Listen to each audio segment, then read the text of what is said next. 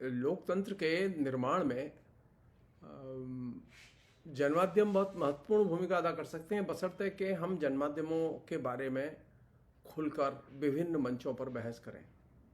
जनमाध्यमों की भूमिका को लेकर विभिन्न दृष्टियों से बहस करें। मुश्किल यह है कि हमारे यहाँ जनमाध्यमों का एक्सपेंशन तो बहुत बड़े पैमाने पर हुआ है। अखबार हैं, पत्रिकाएं हैं, रेडियो है, टेलीविज़न है, साइबर मीडिया है, सोशल मीडिया है, वगैरह वगैरह, इंटरनेट है, कंप्यूटर है। हर व्यक्ति के हाथ में अभी जनमाध्यम है। लेकिन जनमाध्यमों पर जिस तरह की रिग्रेसिव, आक्रामक ढंग से शिक्षा होनी चाहिए जनता की, शिक्षितों की, वो शिक्षा का एकदम अभाव है। जिसे हम लोग कहते हैं मीडिया लिटरेसी। तो हमने माध्यम साक्षरता का तो काम किया ही नहीं है। माध्यमों के बारे में जो एक समझ बनाई जानी चाहिए, माध्यमों की भूमिका के बारे में जो एक समझ बनाई जानी चाहिए, वो तो हमने काम किया ही नहीं। लेकिन माध्यमों को हमने खोल दिया है। इसलिए हमारे माध्यम तो है, माध्यम के कंज्यूमर भी हैं, लेकिन माध्यम की अक्ल नहीं है। उनमें भी अक्ल नहीं है जो माध्यमों का इस्तेमाल करते हैं। वहां तो जो निर्देश दिया जाता है, सरकार ने निर्देश दिया, उन्होंने कर दिया। वहां खाली टेक्नोलॉजिकल कौशल वो जानते हैं कि कैसे कौन सी चीज कितनी कट पेस्ट करनी है, कितनी रिले करनी है, कौन सी बात रिले करनी है। इससे ज्यादा वहां कोई भूमिका क्यों? कारण क्या है कि जनमाध्यमों के बारे में, उनके चरित्र के बारे में, उनके वैचारिक गठन के बारे में हमारे यहाँ पठन पाठन बहुत ही कमजोर है। और ये एक ऐसी वास्तविकता, करीब 1300 से अधिक मीडिया के इंस्टीट्यूट और संस्थान काम कर रहे हैं, यहां से विद्यार्थी निकल रहे हैं लगातार। लेकिन वहां वही है, प्रयोजन मूलक चीजें मीडिया के बारे में जान लो। अखबार में जाना चाहते हो, अखबार कैसे छपता है, कैसे कंपोज होता है, कैसे बनता है, पेज कैसे बनता है, लेआउट कैसे बनता है, हेडिंग कैसे बनता है, ये जान लो। बाकी तुम्हें कुछ जानने की जरूरत नहीं है। तो माध्यमों में हमने एक तरह से कंपोजिटर कल्चर विकसित किया। माध्यम की चेतना वाली कल्चर माध्यम में काम करने वाले अधिकतर लोगों में नहीं है। और यही वजह है कि जनमाध्यमों की जनतांत्रिक भूमिका के बारे में भी हम अनभिज्ञ हैं। जनतांत्रिक भूमिका जनमाध्यमों की हो सकती है, बशर्ते कि उसके बारे में हम जानें। इस क्रम में पहली चीज तो यह है कि हम अपनी जनमाध्यमों के बारे में समझ बदलें।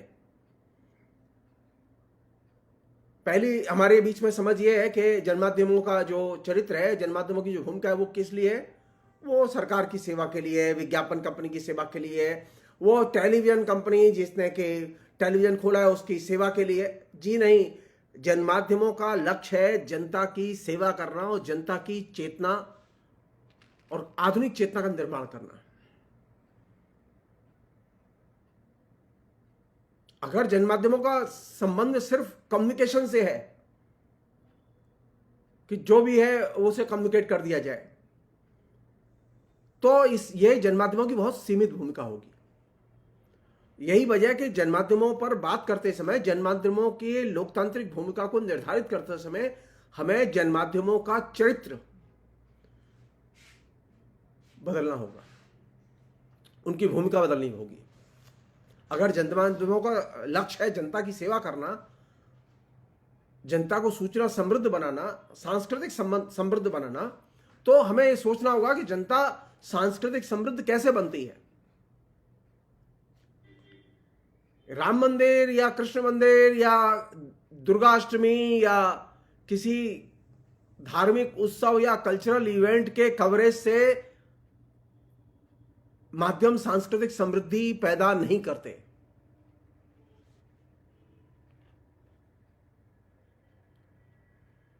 क्योंकि हमने जनमाध्यमों के साथ में जनता का जो रिश्ता बनाया है वो सिर्फ ग्रहणकर्ता का रिश्ता बनाया है। जनता खाली रिसीव कर सकती है।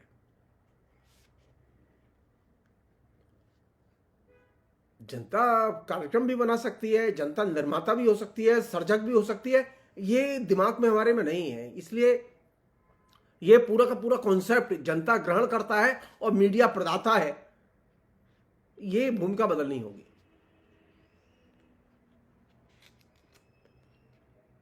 जनमाध्यमों में हर वंचित तबके की भूमिका संभव हो सकती है।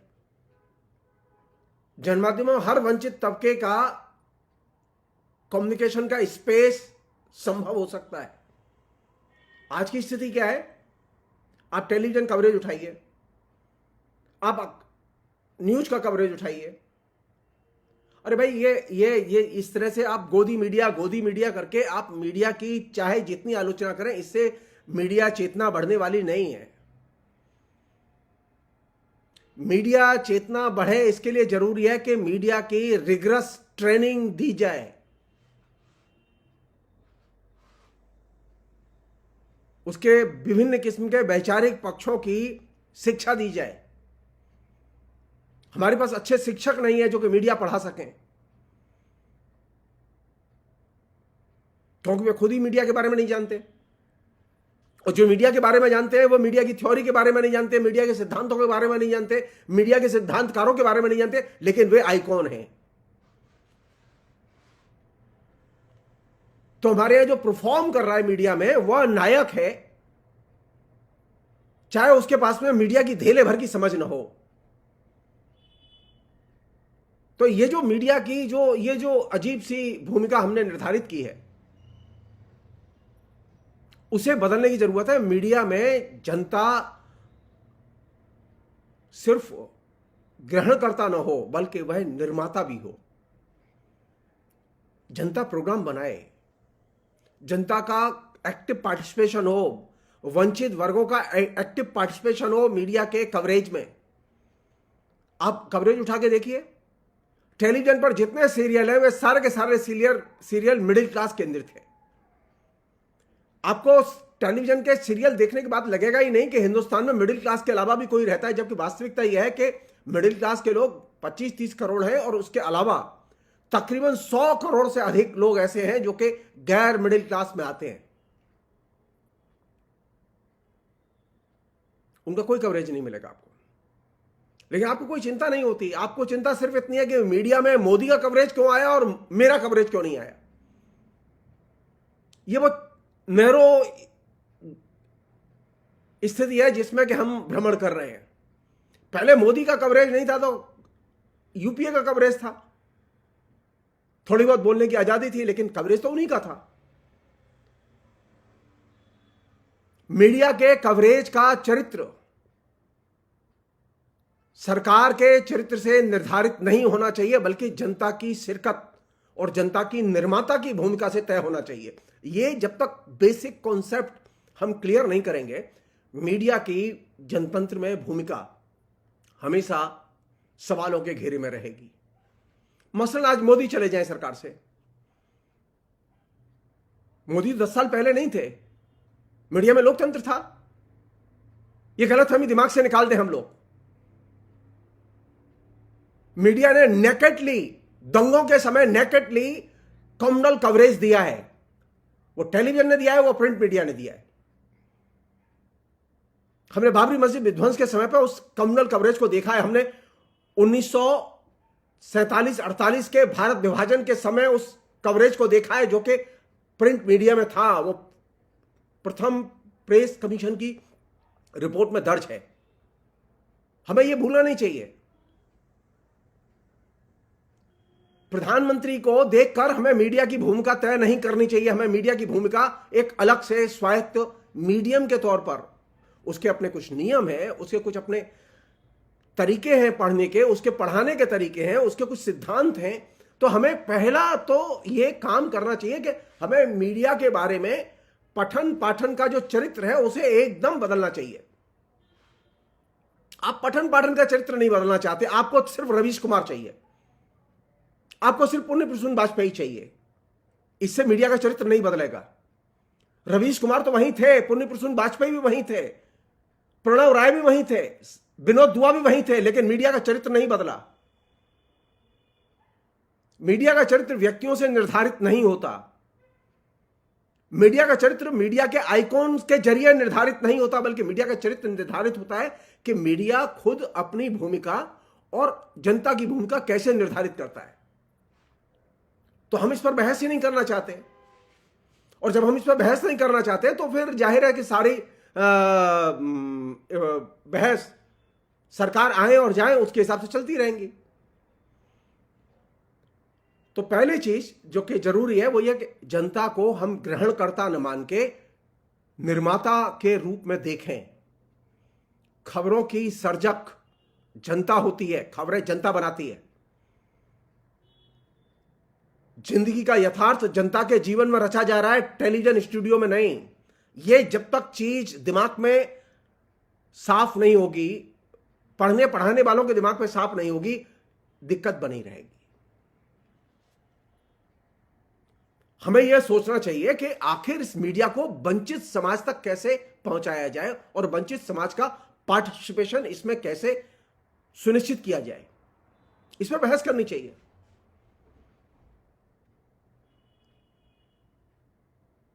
हमें इस पर बहस करनी चाहिए कि सभी सामाजिक समूहों की मीडिया में अभिव्यक्ति हो।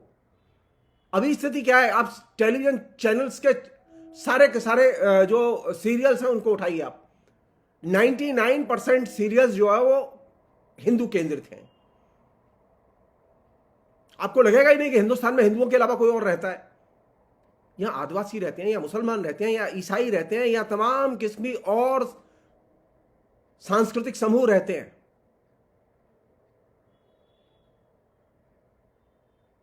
लेकिन आपको यह अनुभूति नहीं होगी उससे। तो मीडिया तो एक तरह से जो वन साइडेड तरीके से काम कर रहा है। मोदी आए या जाए इससे कोई फर्क नहीं पड़ने वाला हिंदू कवरेज पर, क्योंकि मीडिया का जो मेन खाद्य है वह सीरियल से है और सिनेमा से है। और सीरियल कल्चर में हिंदू कॉन्सेप्ट, हिंदू चरित्र, हिंदू कथानक डोमिनेट करता है। मुझे हिंदू भी चाहिए, मुझे मुसलमान भी चाहिए, मुझे ईसाई भी चाहिए, मुझे आदिवासी भी चाहिए, मुझे मजदूर भी चाहिए, मुझे किसान भी चाहिए, मुझे निचली जातियों के लोग भी चाहिए, मुझे सवर्ण भी चाहिए, मुझे सारे जातियों समूहों का कवरेज चाहिए। यह संभव ही नहीं है कि मुझे सिर्फ हिंदू कवरेज मिलेगा देखने के लिए। मेरी सख्त आपत्ति है इस पर।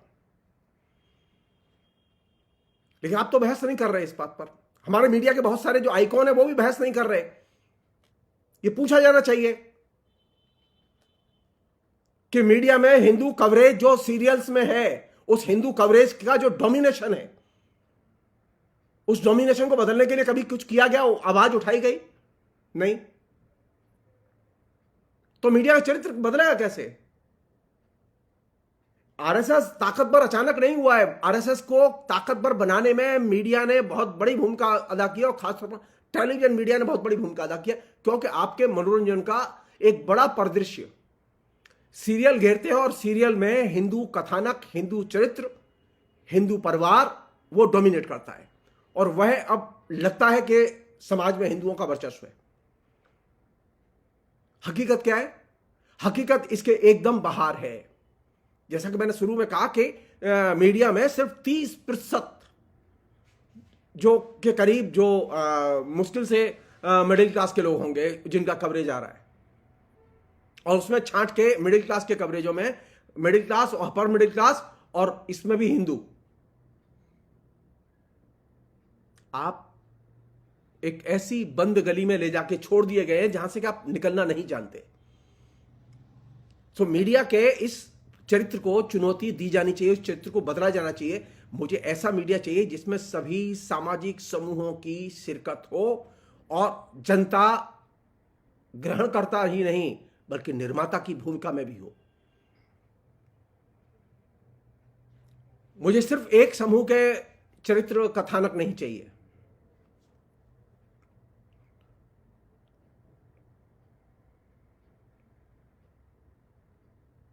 एक अन्य चीज है वो यह कि मीडिया में जो ये जो इजारेदारी है, इसके स्वामित्व को तोड़ा जाना चाहिए। जो लोग सीमेंट का काम करना चाहते हैं, कारखाने चलाना चाहते हैं, जो अखबार का काम करना चाहते हैं, अखबार के तमाम किस्म के एडिशंस निकालना चाहते हैं, निकालें, लेकिन उन्हें टेलीविजन चैनल चलाने की अनुमति नहीं दी जानी चाहिए। अभी स्थिति है कि जो टेलीविजन चैनल के मालिक हैं वही अखबार के मालिक हैं, वही विज्ञापन कंपनियों के मालिक हैं, वही जो है आपके सीमेंट के, वही आपके तमाम किस्म के और क्षेत्र के उद्योगों के मालिक हैं। यानी एक तरह से मीडिया इजारेदारी के कंट्रोल में है। और अब पिछले 6-7 साल में जो एक नया फिनोमेना डेवलप हुआ है कि वह जो इजारेदारी थी, अब वह हथियारों के निर्माण के क्षेत्र में भी दाखिल हो गई है। वह इजारेदारी जो है पिछले 20 साल 25 साल में, वह यहां तक कि वो छोटे छोटे जो दुकानदार जो बिजनेस करते थे, अब उस मार्केटिंग में भी आ गई है। अब वो दाल भी बेच रहे हैं, नमक भी बेच रहे हैं। पहले टाटा नमक बेचता था, अब टाटा दाल भी बेच रहा है, सब्जी भी बेच रहा है, फल भी बेच रहा है। अंबानी भी ये सब काम कर रहा है। तो अब मीडिया को अंबानी भी चलाएंगे, टाटा भी चलाएंगे और दूसरे लोग भी चलाएंगे। तो मीडिया में जनता कब आएगी? जनता की शिरकत कैसे सुनिश्चित करेंगे आप? मीडिया में जनता के पार्टिसिपेशन को, शिरकत को सुनिश्चित करने के लिए जरूरी है कि मीडिया के स्वामित्व के ये जो एकाधिकारवादी चरित्र है, इसको बदला जाना चाहिए। एकाधिकारवादी चरित्र को बदले बिना आप मीडिया को और मीडिया की भूमिका को लोकतांत्रिक नहीं बना सकते, और मीडिया के जरिए लोकतांत्रिक मनुष्य पैदा नहीं कर सकते। सरकार आए या जाए, आरएसएस रहेगा और आरएसएस बहुत ताकतवर रहेगा, क्योंकि मीडिया का जो ये जो चोर दरवाजा है, जहां से कि कब्जा किया हुआ है पूरे के पूरे आपके दिलो दिमाग पर। सिर्फ एक ही समूह, एक ही विचारधारा, एक ही समुदाय की चरित्रों और कथानकों ने, एक ही वर्ग के कथानकों ने, उसने मीडिया में एक तरह से उसको एक आइकॉन बना दिया है।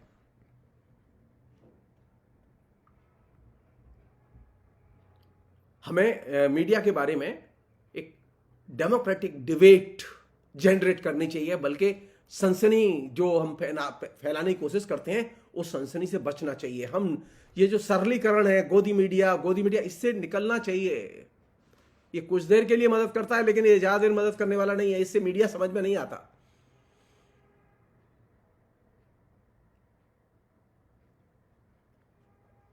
एक अन्य चीज है, वो ये कि अब वे जो कंपनियां, जैसे मैंने आपसे कहा कि जो अन्य क्षेत्र में जो इनकी इजारेदारी है, वे कंपनियां अब मीडिया में भी इजारेदारी के क्षेत्र में उतर आई हैं। वे अब सिनेमा में भी इजारेदारी के क्षेत्र में उतर आई हैं। तो अब ये जो उनका टेलीकम्युनिकेशन पर भी कब्जा है, उनका टीवी पर भी कब्जा है। तो अब ये जो विशाल कब्जा कुछ ही कंपनियों का, ये तो अपने आप में एक बड़ी प्रॉब्लम है, और जिसने कि जनता के अधिकार को एक तरह से कुचल दिया है।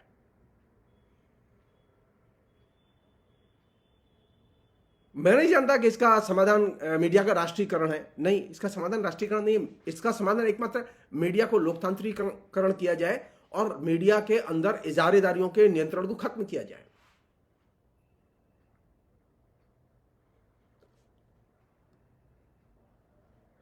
एक अन्य चीज है जिस पर के कायदे से सोचा जाना चाहिए, वो ये कि मीडिया काम लोगों को सांस्कृतिक तौर पर समृद्ध करना है और सूचना के तौर पर समृद्ध करना है, न कि वस्तुओं की बिक्री के लिए एक ग्राहक तैयार करना है। अभी मीडिया जो पूरा का पूरा काम जिस पर लगा हुआ है, जिस पर कोई बात नहीं हो रही है गोदी मीडिया की वजह से, वो ये कि मीडिया ने पूरे के पूरे कंज्यूमर मार्केट के एक तरह से इंस्ट्रूमेंट के तौर पर काम करना शुरू कर दिया है, और वो लंबे समय से कर रहा है काम। नरेंद्र मोदी के आने के पहले से कर रहा है काम। आप इस पर सवाल खड़े नहीं कर रहे। आप इतने में ही खुश हैं कि रवीश कुमार का 1 घंटे का प्रोग्राम एनडीटीवी से आता था, वो बंद हो गया, आप इस पर दुखी हैं। जी नहीं, एनडीटीवी हो या आज तक हो या एबीपी हो या कोई भी चैनल हो, ये सारे के सारे चैनल्स एक बहुत ही सीमित आइडियोलॉजिकल फ्रेमवर्क में घूम रहे हैं, जिसका कि संबंध इजारेदारी, कंज्यूमर कल्चर और मिडिल क्लास, इन 3 को एड्रेस करना है। और ये एक बहुत बड़ी चुनौती है कि इस फ्रेमवर्क को कैसे तोड़ा जाए। हमें इस पर सोचना चाहिए। बहुत बहुत शुक्रिया।